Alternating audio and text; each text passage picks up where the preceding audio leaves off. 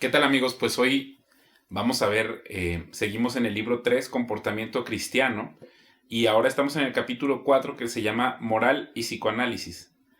Y híjole, este capítulo se me hace uno de los más densos al principio, porque lo que hace C.S. Lewis es que hace un recorrido entre las ideas de Freud y las ideas de Jung y las compara con el cristianismo, ¿no? Entonces, la primera parte de este capítulo está un poquito densa o complicada porque hace un recorrido desde los hallazgos y lo que el psicoanálisis trata de hacer en el ser humano, ¿no? Que trata, por ejemplo, de curar el miedo a los gatos, ¿no?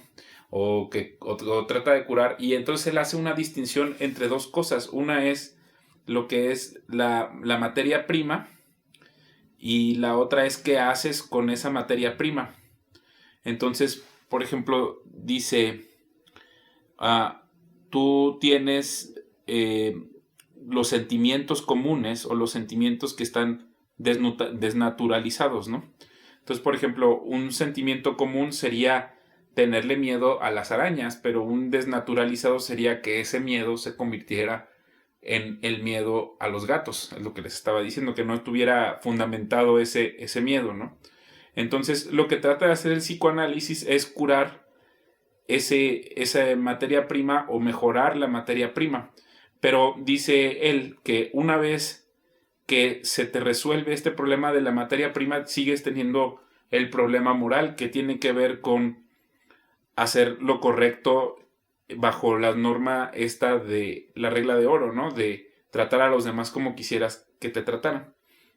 Entonces por ahí pone un ejemplo de 3 hombres que van a la guerra y que a uno le domina el miedo para ir a la guerra por el peligro, y entonces dice, llega el psicoanalista y te cura del miedo, pero eso no va a quitar la decisión final que tienes que tomar acerca de ir a la guerra para defender la libertad o acobardarte en el momento de la guerra y dejar que al que va al frente pues lo maten, ¿no? Porque ese es el tema ese es un tema precisamente que tiene que ver con la moralidad. Entonces no hay que dejar que porque existan estas herramientas que curan algún tema humano, precisamente de la materia prima de los sentimientos, que necesariamente porque lo cura tenga una filosofía correcta. Es donde está este choque, ¿no? Entonces, ¿por qué? Porque lo que él dice es que finalmente, mientras nosotros juzgamos a las personas por las acciones que hacen,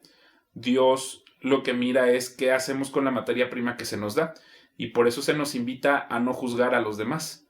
Porque a lo mejor para ti no es tan importante, por ejemplo, él pone un ejemplo, ¿no? De alguien que hace un pequeño acto de bondad. Para ti a lo mejor es muy pequeño, es muy, muy sencillo de dar, ¿no? Pero a lo mejor esa persona tiene que sobrepasar sus traumas o sus problemas que tenía de la infancia, de cómo fue educado, etcétera. Y al hacer ese pequeño acto de bondad puede ser mucho más que tú y yo, que estemos acostumbrados a hacer el bien. Pues hacer ese pequeño acto no significa nada para nosotros. Ese es el tipo de cosas que Dios juzga de nosotros. Como Él lo conoce todo, entonces Él sabe con qué esfuerzo o lo que significa ese esfuerzo adicional que estás haciendo. No sé si, espero estarme dando a entender.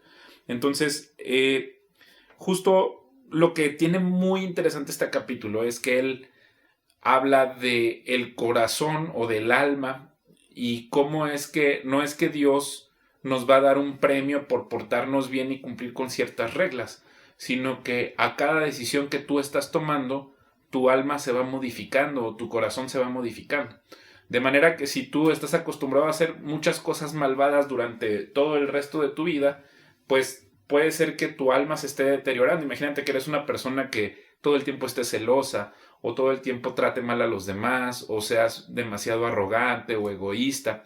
Puede ser que en tu apariencia externa seas muy hermosa o muy guapo o muy bonito, pero después de tu muerte lo que él dice es que se va a mostrar tu verdadero ser, con todo lo que estuviste construyendo, y eso es lo que va a convertirte en una persona pues infernal o en una persona celestial, ¿no? Eso es lo que a lo que se refiere.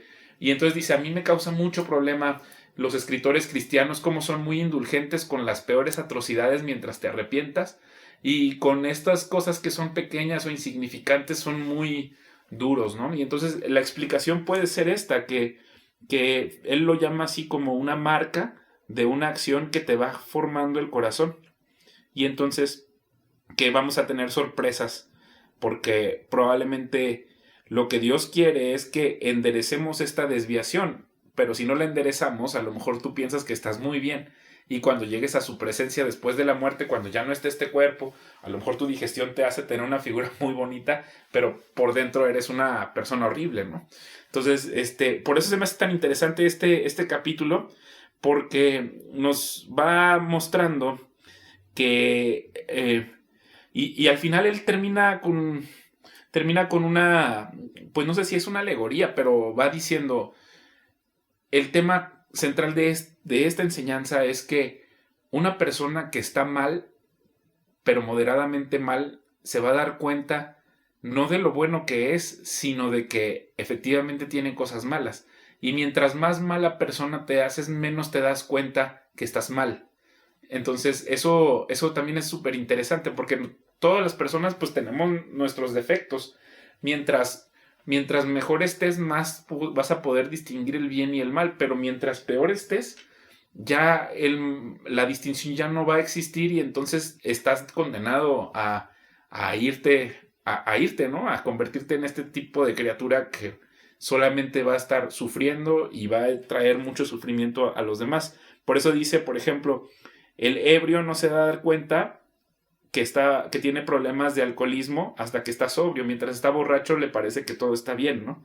Y tú no vas a percibir que tienes errores en aritmética mientras los estás cometiendo, sino hasta que tu mente funciona apropiadamente es cuando te estás dando cuenta que estás cometiendo errores y los puedes corregir.